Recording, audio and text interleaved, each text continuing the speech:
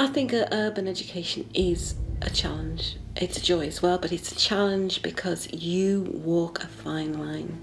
You walk a line in a community that doesn't value education in the way you do, but what it can do is to make all the difference to those children's lives forever.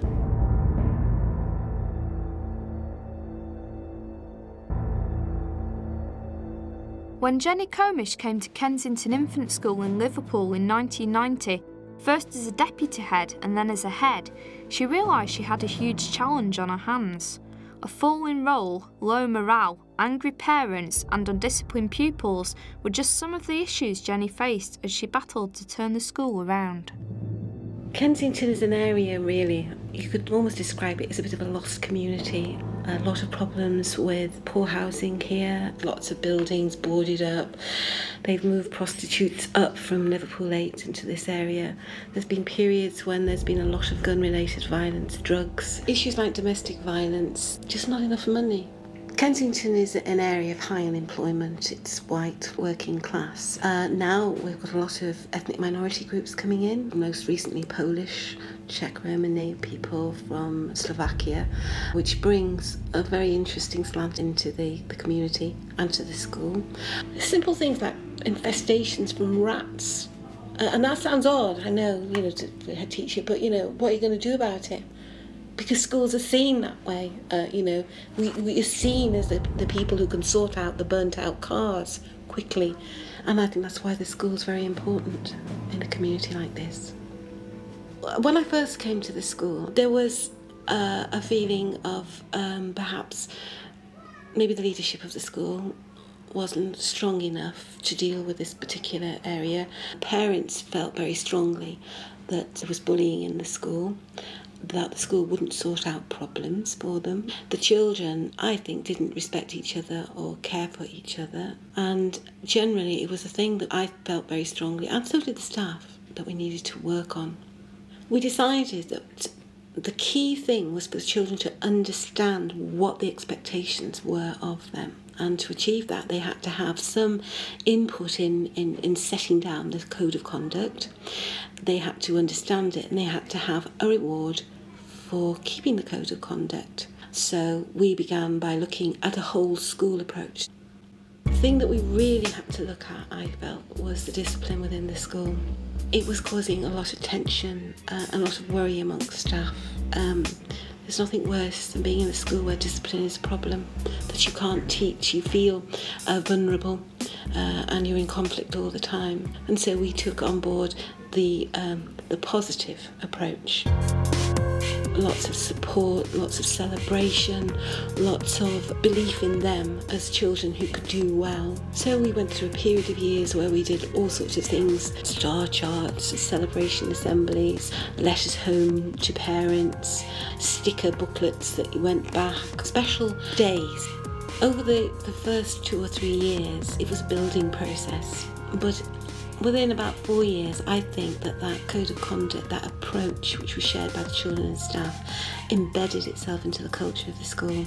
And we don't tend to have those problems that we would have had then. I want children who are sparky and bright like Liverpool children are, but who are able to focus on their work, to listen well, understand the importance of being kind to each other.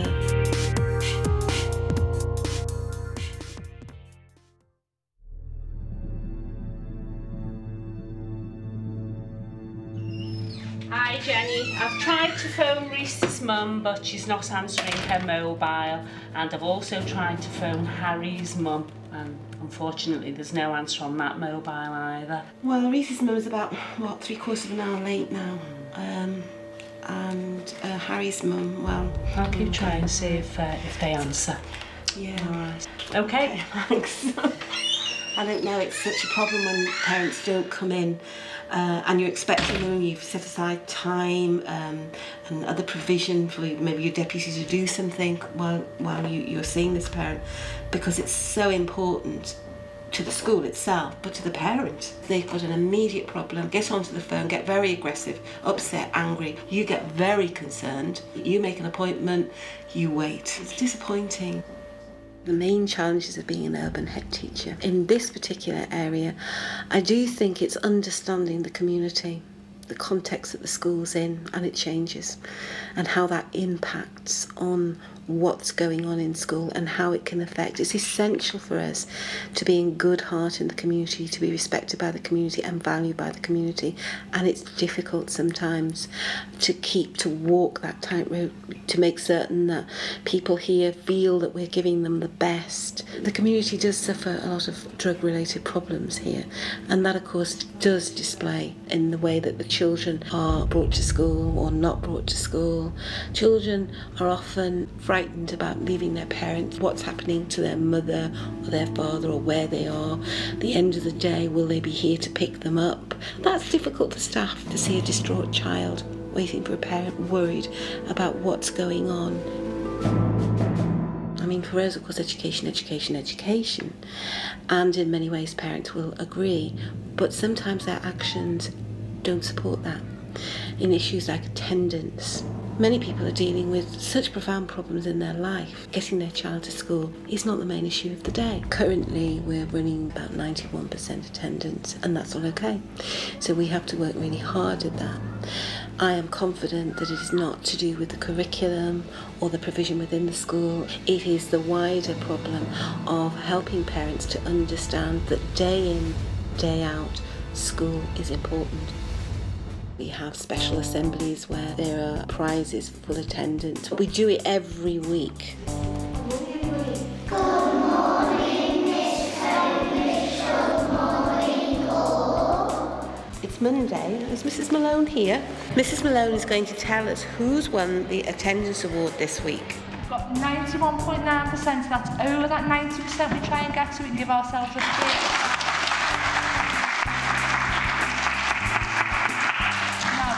From each class, please.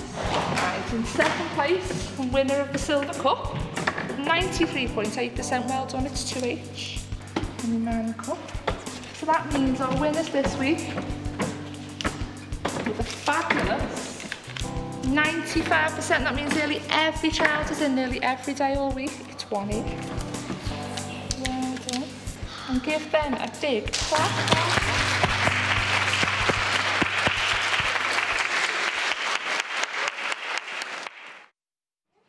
Hello. Hello, what's this you've got? Oh, you've brought your forms back for Mrs. Comish, have you? Let me have a look. Oh, well done. Thank you, Bailey. Let me have a look. See yours. And who's this? Heather. And Dorella. Well done, Liam. Thank you very much for bringing these in. Gosh, you've all done very well. And did you help your mum and dad fill for me? That's good. Some years ago, I thought it was important to actually know what parents thought about the school, because you can assume things. So what we did was to send out a questionnaire each year that feeds into the school development plan. Questionnaire is based on the Ofsted questionnaire, but with a space in which parents can write a comment. It didn't work very well to start with, so I thought about how I could, achieve a higher response. So in the end, I decided that we would, for every questionnaire that came back to school, the child could have a book. And that worked brilliantly, because one thing's for certain, these parents want the best for their children. And if there's books going and I've got to write the questionnaire answer, I'll do it.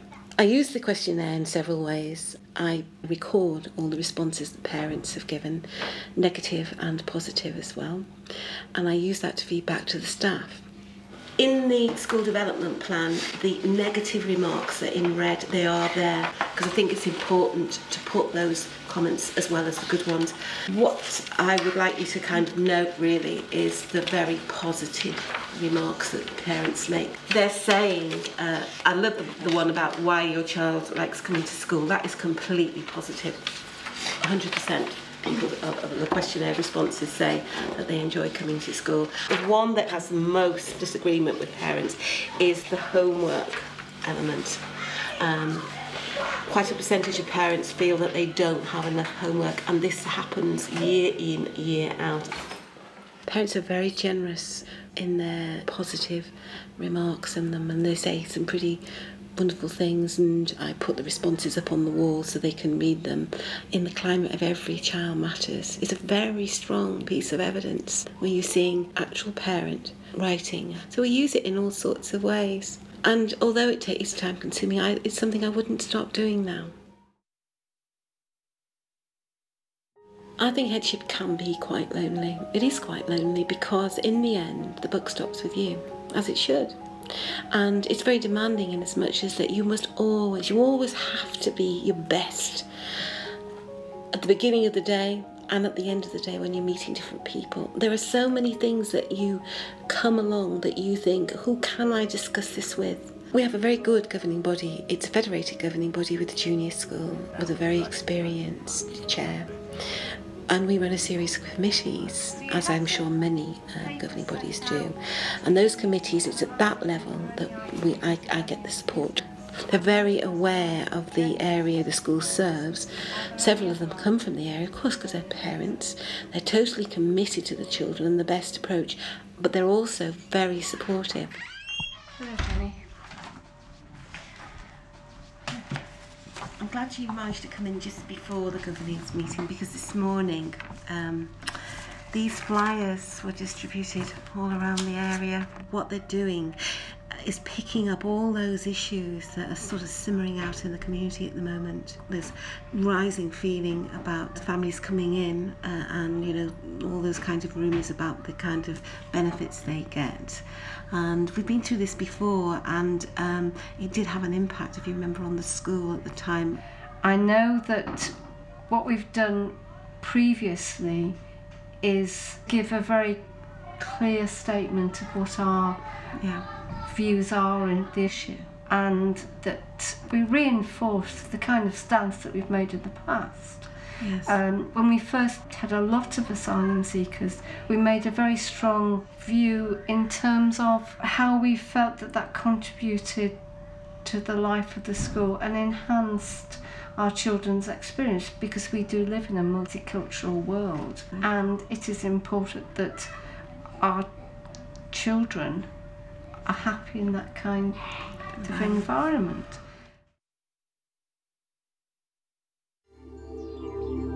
I think what I've learned about being a head in a school, in an urban context, in an area like this, is to take the time to find out what's going on now. It takes time to deal with the distraught parent, the parent that, you know, will take all morning to go through an issue and I want to do something else, or it's no good. That time is needed, and I guess that's the hands-on bit. I mean, there's lots of research to say headship is very important. It does make the difference. And I've thought about it, and it sounds very arrogant really to say that, but I think it's true. The sort of culture that the head sets, the standards that the head sets, the actual belief. And if you don't do that as a head, if you don't role model that, well, you're not going to get other people doing that. I like urban children. I like the city children. If I'm truthful, I like the challenge. Sometimes I'm tired, sometimes I think, oh, do I really want to do this? But in my heart I do. I know it sounds twee and old hat about making a difference, but I do believe education can make a difference, and I do believe that the way we work in these kind of communities can make the world of difference to these children, and that's really what I want to do.